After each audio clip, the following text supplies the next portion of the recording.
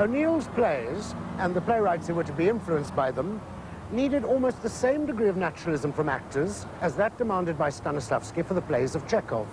It's a curious fact, but each succeeding generation seems to require a greater degree of naturalism or realism from the theater, and so the actors and the directors had to be made to understand. In 1923, the Moscow Art Theatre visited America and received great acclaim as the theatre of feeling. The acting was a revelation, and Stanislavski became overnight a theatrical guru. The Americans had long been searching for a style of their own. They'd looked to Europe, and it was the Russians and the Irish who satisfied, as the theatre so often does, a subconscious need to express an individual identity. And it was here in New York City that Stanislavski's method, the word is important, was to find its most deeply rooted home in the Western Hemisphere. Keep your head up, uncross your feet.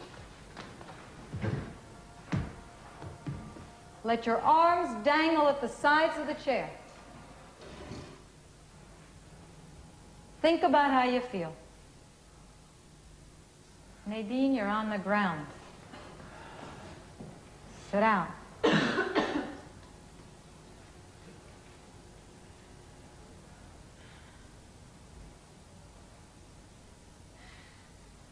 Make a long, loud sound right from the chest.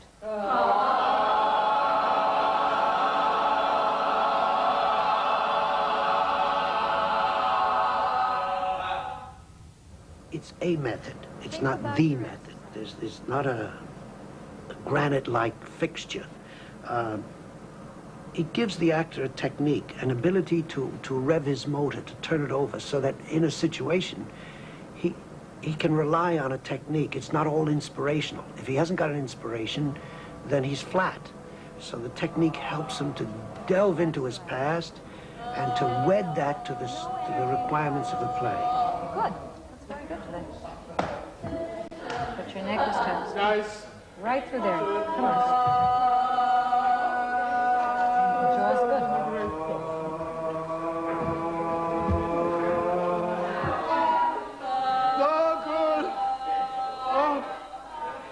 When we first started, well, I first went to London many years ago and discussed the method. We were insufferable. We thought we'd hit the Holy Grail, you know. We knew the answer to everything. And it takes many years to realize that you don't know the answer, that each actor devises his own method, his own technique. The studio, the actor studio, is a sort of gymnasium where you can go in and get your ailments diagnosed and correct them. That basically is what it is. In 1947, Elia Kazan, Robert Lewis, and Cheryl Crawford founded the Actors Studio as a place where the actor could absorb the American version of Stanislavski's system, along with the jargon, objectives, super-objectives, emotion memory. 3 years after the opening, the studio was taken over by Lee Strasburg, who became, and still is after his death, the high priest of the American method. It's always seemed to me that the method is more suited to film acting than to the theatre, and indeed the image that comes across most strongly is of a torn T-shirt on perhaps the most famous student, Marlon Brando, in the film of A Streetcar Named Desire. The method, in some ways, is a distortion of Stanislavski's original intentions.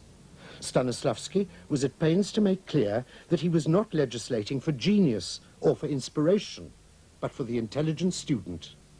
The American actress Stella Adler, now a master drama teacher, met and worked with Stanislavski in Moscow. And I said, Mr. Stanislavski, I loved the theater until you came along, and now I hate it. He said, that's interesting. Come to see me tomorrow. And so the next morning when I went and I spoke to him, we spoke for many hours, and he explained himself, explained his philosophy. He acted and said, look, these are the mistakes. And so we worked together very practically on his theories and on his techniques. Very good techniques, I must say, when he did it. But I would say he's been mishandled in America, and badly mishandled. Not altogether, but that we didn't really inherit the Stanislavski system in America. But the method is not exclusive to the Actors Studio. It's firmly rooted in the American training program. At the New York School of Performing Arts, the next generation of young actors start to explore fresh approaches, not only to American plays, but also the classics. Here, two young actors, Danny Burstein and Erica Gimple, prepare a scene from Medea by Euripides. Go find help! What feeble nice bird overcome by misfortune beats at my door? Can this be the great adventurer? The might of all Corinth? Excuse me, I'm sorry. That adventure. Erica, Yeah? what's been going on in there? What have you been I doing? have killed my children. How? I've stabbed them. Cut their throats. Have you really thought that through? Do you do the moment before? Uh-huh. I've been doing it. I have. Have you? Yeah. Have you really felt the knife go in? No. I mean, it's... Is it too horrible to fool with? No, it's not too horrible. I just haven't had enough preparation. I mean, enough improvs to work with it. It's just been... Why don't you take a second to just try? Out there. Or maybe do it for us right here. How would you cut? Look at the child. Find the blade. Think of where you'd put the blade. And cut. And then see what happens to the blood. And what happens to you. Let's just do it. Noah, Gregory, come here. Come here, my boys. I want to tell you a story. Okay?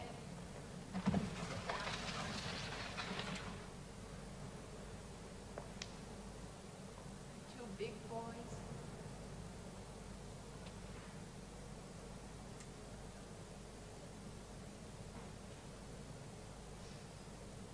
I want to play a game with you, okay?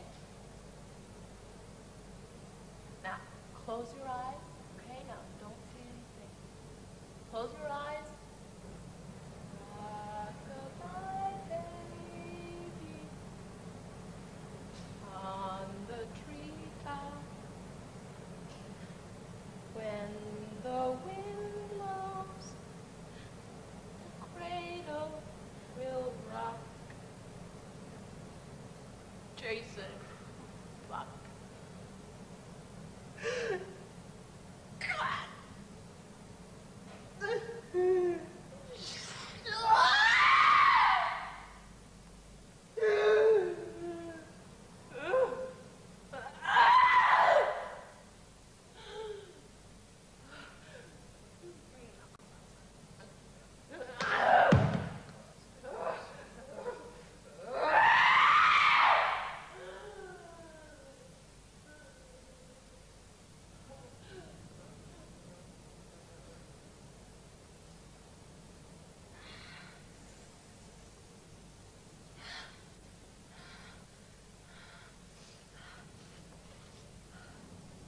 Come on, Danny.